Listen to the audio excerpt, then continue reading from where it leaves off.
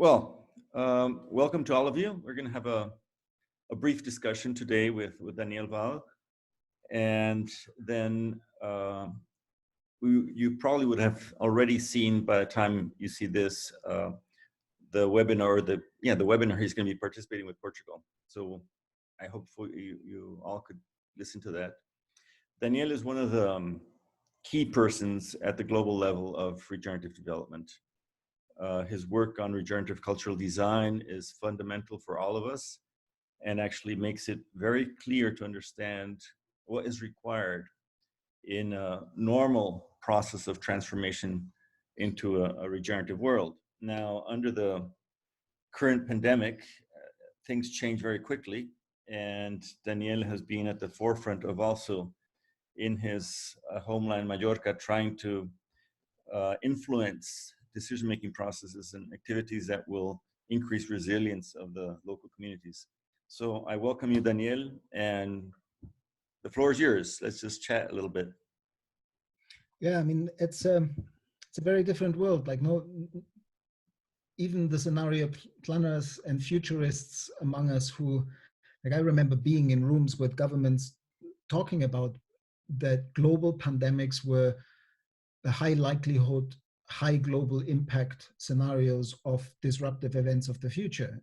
I mean, certainly the UK government always had that on its radar, and so many governments, but somehow we are so hypnotized by all sorts of economic conversations that we even let down the guard on watching out for situations like this one, like with Trump firing his entire pandemics watch team and now having to swallow that.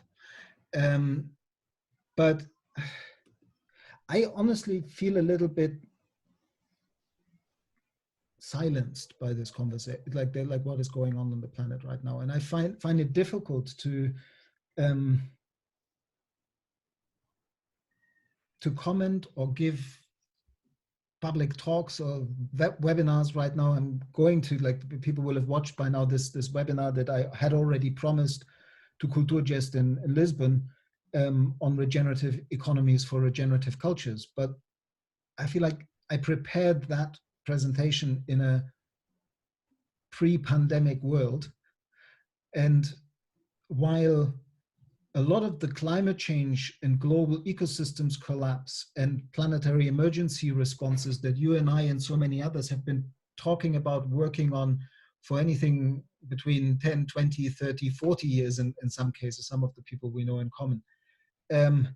All the things that we've been saying, we need to build local resilience. We need to engage people in their region in a healing way, that they become guardians of the entire local ecosystem, that their economies, their circular, bioregionally focused economies are in their very fabric regenerative to restore the local ecosystem, to heal the local rivers and the local forests and the local soil.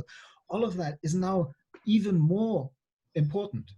All the kind of wonderful academic frameworks, when I kind of went to town and wrote a 750-page PhD thesis on design for human and planetary health in 2006, well, that title in and of itself now rings with a very different significance to a lot more people post-pandemic or in the middle of an unfolding horrific pandemic that I think most of us simply haven't, because we're bad at understanding economic exponential growth. That's why we, despite limits to growth and so many warnings that this economic system is structurally dysfunctional because it has this inbuilt exponential necessity for continued growth, we just felt that we can continue to do so. And now we're seeing, fast forward in real time, what an exponential curve looks like when it kills people. And this economic exponential curve has been killing people for decades.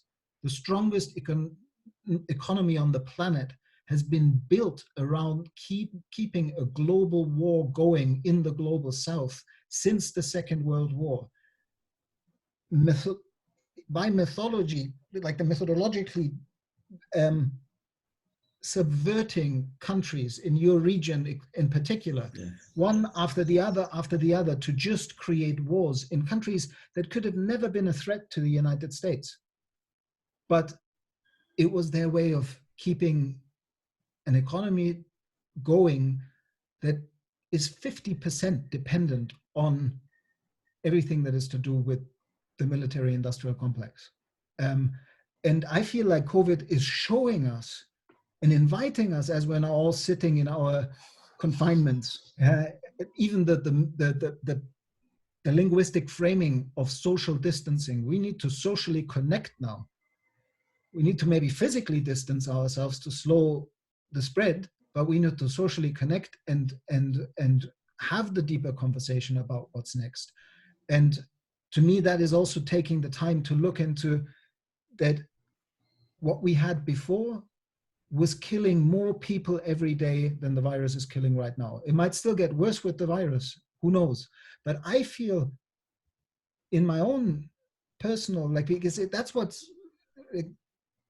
I find it difficult to really speak, because you can learn so much more just listening to yourself and looking at your own patterns in a situation like this. And what I've learned in the last couple of weeks, when I see these horrific images of people who are trying to help beyond, pushed beyond their capacities, people that have for 48 hours, 78 hours, for hundreds of hours, hardly slept and tried to help people, and they keep dying, and new ones keep coming in, and they have to make decisions about this one. We can still say if this person is young, this person is over 70, we don't have a incubator for this person anymore. And this is happening live in Italy, and it's happening live in Madrid, not far from here.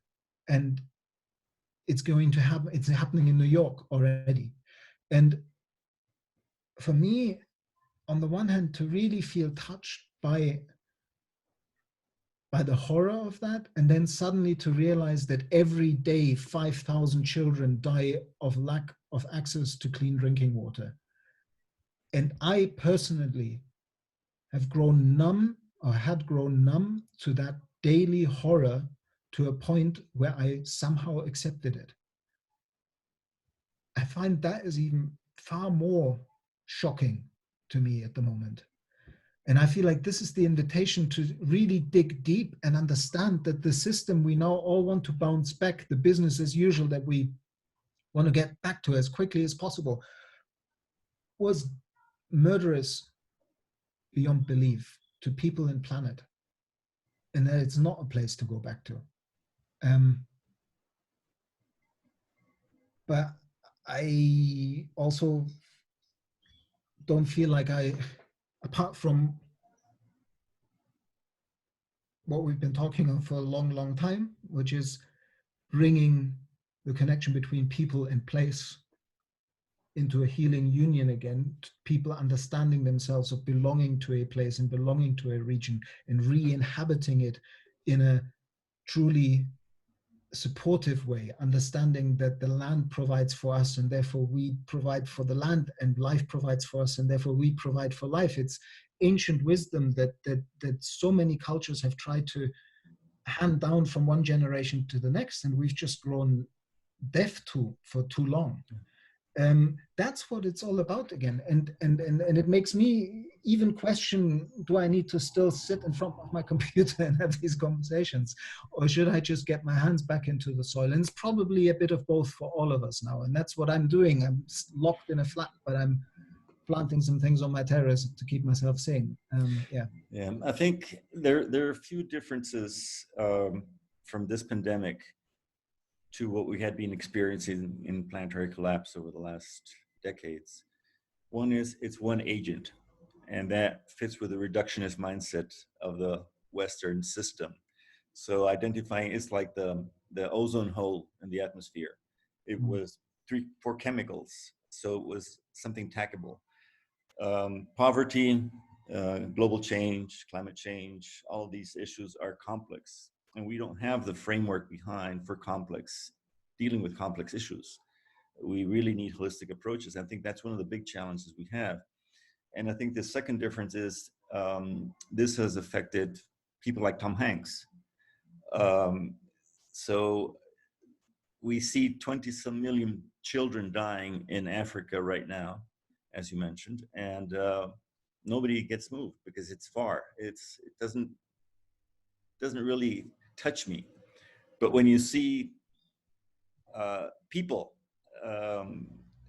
from all different sectors, and even the rich people getting affected, that is where people are starting to react and say, oh, this can hit me. And yeah, we actually, I think it's a normal physiological thing that we turn numb to these things. If I would be thinking of the 20-some million children, and I see these images all the time on the networks of these children that are just bone and skin, that even if you bring them food back, they're already underdeveloped in their brain capacity, so they'll never be functional totally, many of them, because of their undernutrition lasting so long, that if we didn't turn numb, we'd go crazy.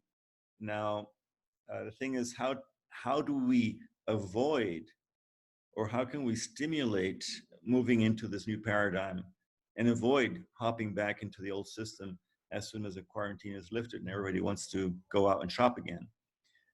I see here a lot of discussion now, very strong, and all over Latin America actually, between those that say the economy is more important than a few people dying.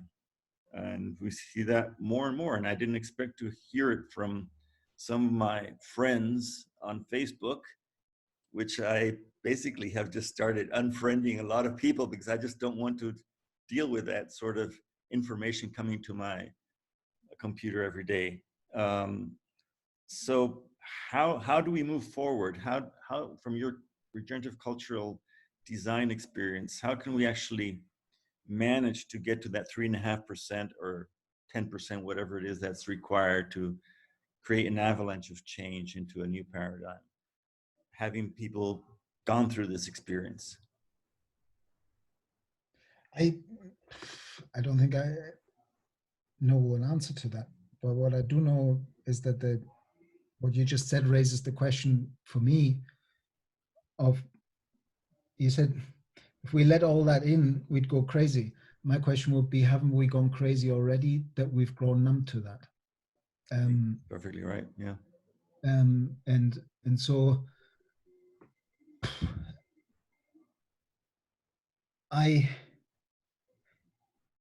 in that sense, I think not so much has changed.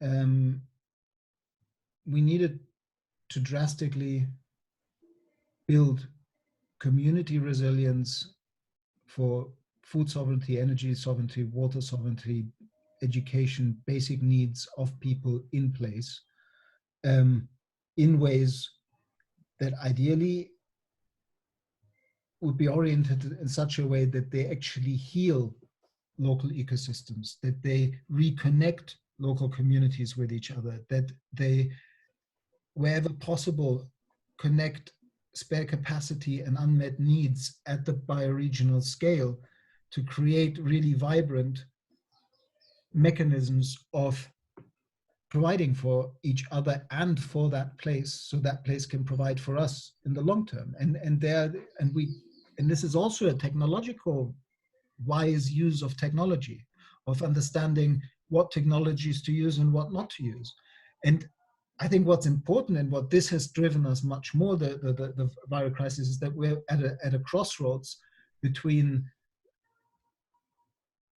being informed by a deeper ethic. Like, I know you and I were both involved with the Earth Charter. I think this would be the moment to really bring out the Earth Charter again and say we actually have a baseline of an ethics document that we aspire to live by as a human species.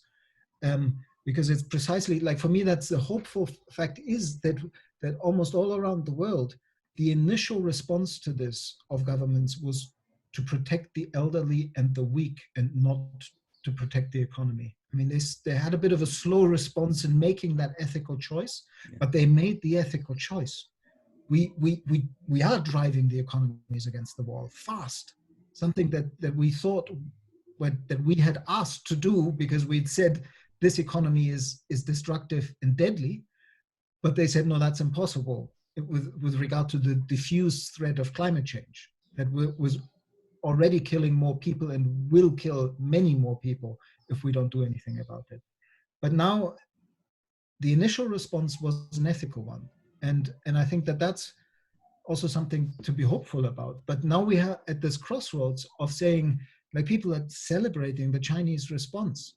And suddenly all these voices of, how good if you just have everybody connected to AI, completely and utterly observable through their smartphones 24/7, with ideally their body functions measured through implants.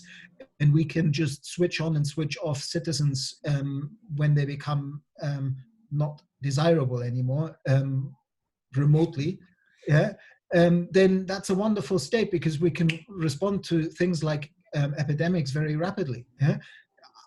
It's not a world I want to live in. And if we don't speak up, and that's the only reason why I'm not keeping my mouth shut in this situation, because I'm really worried of just saying something stupid at this point, because most people I listen to out there are saying stupid things, because we don't know what this is going to bring. But I've made the decision to not completely shut up and sit and listen, because of Naomi Klein's little announcement of watch out for corona capitalism, and the reminder that there are lots of people out there who will use this crisis also to erode civil liberties even more and to implement control from top down even more.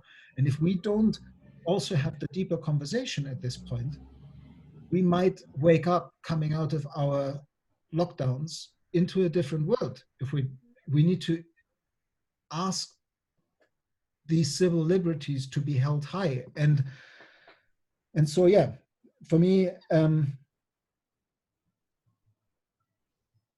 that's why we need global solidarity, and we need to address the issue that as we re-regionalize, we have to watch out for the people who are re-regionalizing next to us, shoulder to shoulder, because some of them are xenophobic Nazis, and they're not save the planet and save humanity people. At this point, there's a lot of re-regionalizing, pulling back America first, this bioregion first, this little neighborhood first.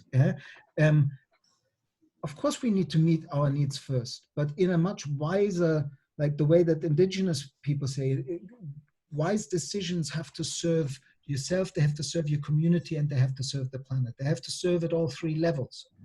And as what I'm concerned about is that there will be a push towards more regional structures. The virus is forcing them upon us now.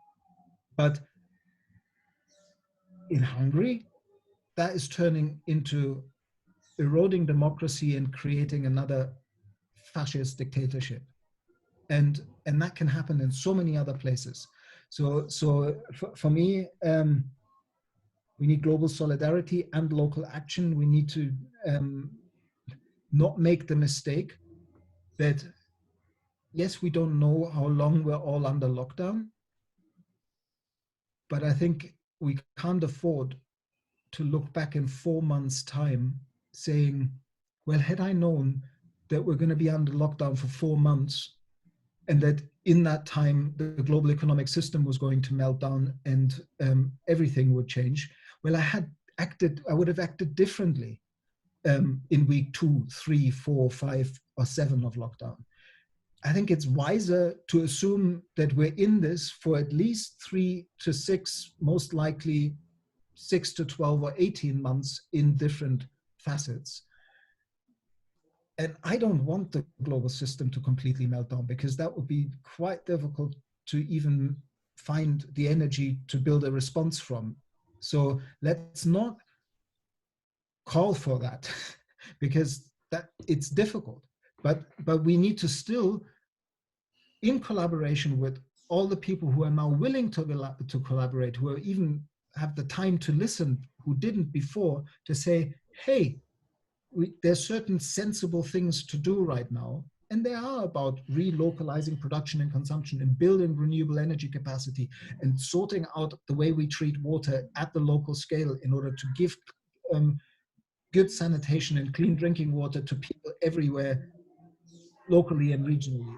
These are the basic things, and that's why the SDGs are not that bad of a compass. They're like they're all the goals that we wanted to implement, bar goal SDG number 8. We now have a wonderful opportunity to make it qualitative growth at the regional scale rather than exponential economic growth and continued madness like it was before. Yeah, it's very interesting because we started the Regenerate Costa Rica initiative back in mid-July 2018.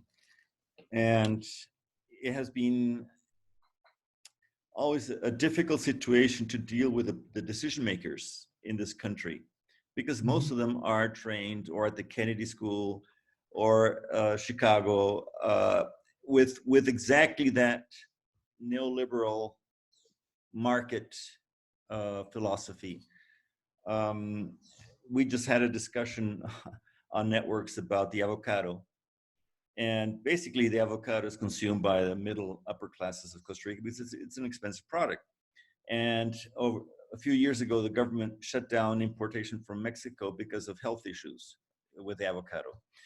And there has been a tremendous movement on internet criticizing the government and actually with legal processes to open up the marketing. And very influential people in the decision-making process saying that this government is totally wrong because it's protective and we should open the economy even more. And if avocado is cheaper in Mexico, why do they have to pay a high price? And these are people that go in with $40,000, $50,000 cars to a supermarket to buy. And my reaction was, well, you know that the avocado in Mexico is produced, mostly Michoacan, by destroying native forests. They're killing campesino indigenous leaders that are trying to protect their land. And it's the drug industry which has taken over that as a laundry machine. They don't have to be competitive. We cannot compete. It's not a free market. It's a biased market because they're not even paying for you know, it's just a laundry process. So of course they can sell it cheap. Or Chile. Then the other one of these persons said, well, I also think Chile has good avocado. And yeah, and they've destroyed their ecosystems. They're right now without water. If the cost of destroying the ecosystem would have been built into their avocados, they'd be a lot higher in price. So we have the political tendency to go against the local production, the bioregional approaches. Actually, our first female president, when she inaugurated Walmart in the country, she said, finally, Costa Rica stepped into development. That is the mentality that's behind many Latin American countries at the moment, pushed by educational institutions that are a big cause of the situation we're in now, because they taught us to compete. They taught us to destroy our competition. They taught us to open up to these big market economies that the trickle-down effect, which never happened. So I think this pandemic now is a tremendous opportunity. I wish it would have come in 2 or 3 years, where we would have had these 7 bioregions that we're working on already set up. I mean, we're even working on local currencies with farmers to enable them to survive. Yeah, it would, all of those. I mean, I think there's a lot of us who say, I wish we would have had a little longer to prepare a little more. Of course, these, like even all the work that the Regenerative Communities Network and all the bioregions in that kind of wider global alliance are doing, had it been a few more years along the lines, then we would have a real test case of saying, how can these structures buffer such global collapses and global changes and actually come out better, because they've already thought about how to build that ecosystem of regenerative enterprises that doesn't maximize profit, but maximizes the win-win-win effects across all aspects of the region, and does so in global solidarity with other regions. I think that, yeah, but that's unfortunately what we've got. We're having to surf the wave, and it's much bigger than we all expected it to be quite so quickly. And it's still building right now. So, but are you positive about regenerative development now? I'm positive that that impulse of regeneration is aligned with life's way of creating conditions conducive to life. And whether you make it or not, aligning yourself with that impulse, which is, to me, to my mind, the evolutionary impulse of what our second identity, not Eduard Müller and Daniel Wahl, but our second identity as being part of this planetary process that is life wanting to continue. I'm positive that aligning myself with that is meaningful, whether what I see at the end of my life seems like it was worth it for me. And at the same time, I still think it is meaningful for me in my life to now reconnect to place and reconnect to my community and continue to do what I can to facilitate that global solidarity of people who are wanting to do this healing work everywhere. I can't give guarantees, but I never said anybody could, and I think anybody who pretends is kind of overstating the point and possibly on an ego trip. We don't know. So I don't know whether to be positive, but I'm positive that it's the most sensible thing to do from where I stand, that connecting with life's impulse to create plenty of life, connecting with regenerating my community's capacity to meet an uncertain future and to heal the local ecosystems in ways that my daughter might have a richer rather than a poorer world to live in, is what I've always been committed to, and now I'm even more committed to it. And the urgency, like I think that change is now definitely no longer something that we need to ask for. Like Nora Bateson has said this wonderfully, like the notion of being a change maker has just kind of been made obsolete. Change made itself. Yes. And now we just need to respond to this change wisely. And yeah, it's weird because I keep saying the right response is to shut up and listen, and here I am babbling on about it. But I try to do a lot of listening at the moment because I think that's where the wisdom is in letting it in even more so. I'd like to bring up one last topic before we cut this conversation. Over the years, I've had a lot to do with young people in many different countries, and first thing I always do when I talk with an audience of students, I ask them who wants to be a politician, and they all go, "Oh my God, no, no." And then I tell them, "Look, if you leave politics to older white-haired people like me, you don't have a future." And then I came to at the beginning, I could actually not really move them, but then I came to the conclusion that if I give them hope and I say, we've been told that we have to adapt to a changing planet, adaptation will be important. And I say, that's the biggest lie there is.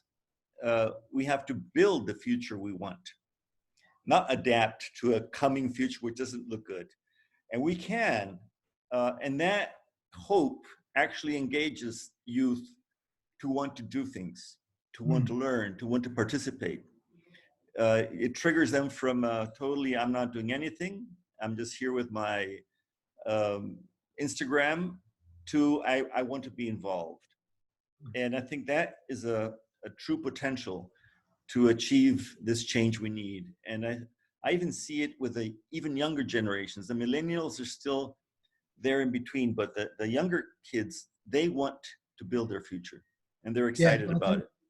Thank you for saying that, and because that is important. Like, it is at the core of designing regenerative cultures is that word designing, and it is that design impulse is giving the agency back to each and every one of us to understand that we can't but co-create the future, that all our actions and all our inactions, what we do and what we fail to do, create the future.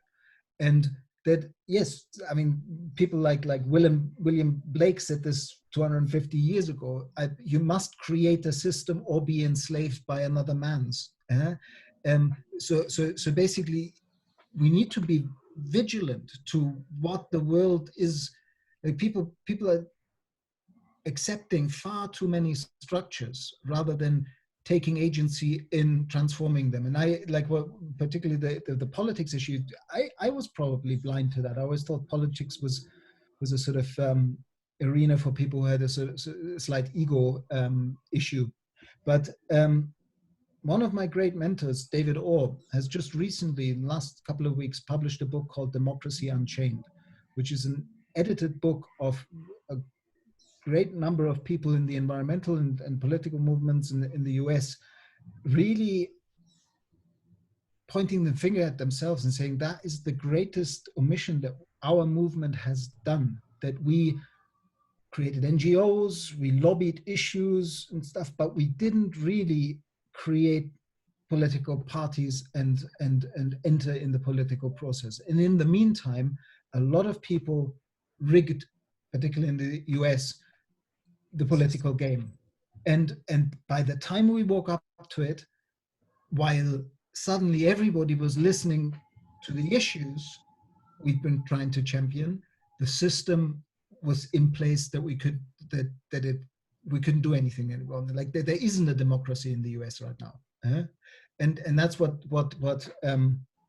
David is trying to shine the light on. So yeah, I think that, but that's again like at the local and regional scale, re-regionalization. We need to become politically active and engage with all sectors. The political, the business sector, like that's the beauty of this situation right now, that everybody is completely stunned out of business as usual. Even the successful players that previously always had the, don't waste my time, I'm on a run here, I'm super successful, why should I change anything? Are now not that successful anymore. So they're all invited to really rethink things. I mean, I live on an island where 80% of our economy was dependent on tourism. I mean, who on earth gives any credit to somebody who's saying, yeah, by the summer, the hotels will be full again? Anybody who says that now is just idiotic. And people are very quickly realizing that that's the case, and that this year there won't be any tourism, and that after this, even like everybody doesn't, like so many people won't have the money anymore to travel, plus so many people will be scared to travel because the virus will be out there, and so the entire travel industry has just imploded. A bit of a waste of my energy for the last 6 months trying to like the whole well, look at the cruise ship industry. That's the one that has imploded totally. I don't think cruise ship industry will survive. But I mean, that's the one champagne cork that I'm willing to pop any second. Yes. That one that definitely needed to implode and stay imploded. Anyway, yeah, I just, to all those like on your course that are listening to this conversation, I just really, I think it's for both of us also to remind each other, the whole mindset of how do we do this quickly, how do we take this to scale, all those kind of conversations, they're part of the problem as well. Because the way, I had a wonderful conversation with Bill Reed from ReGenesis in January, where he said, Daniel, you cannot save the planet, but you can save places. Mm-hmm.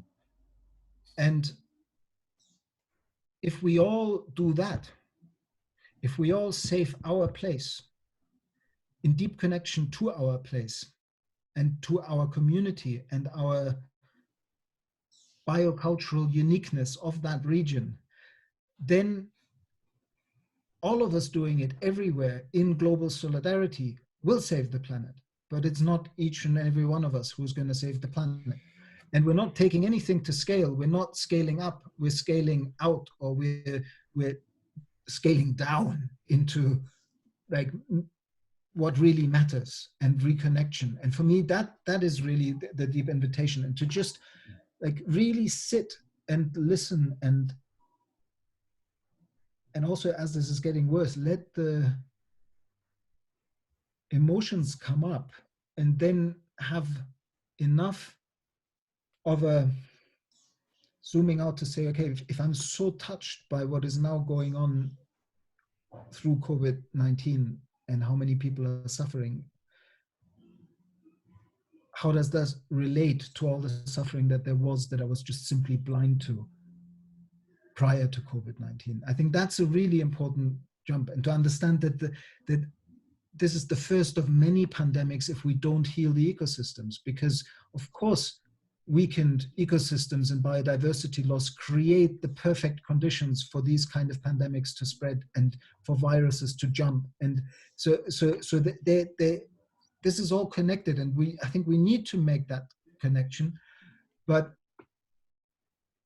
right now, I think really listening is the most important thing. Yeah, the final comment, the Regenerative Communities Network mission is exactly that: establish learning sites across the planet that are actually already doing some sort of regeneration and co-creating solutions at the local level and having a global impact through the whole network. Daniel, thank you so much. Of course it would be that, because we've been having conversations all together for a long time to create that network. Like, yeah. I mean, these are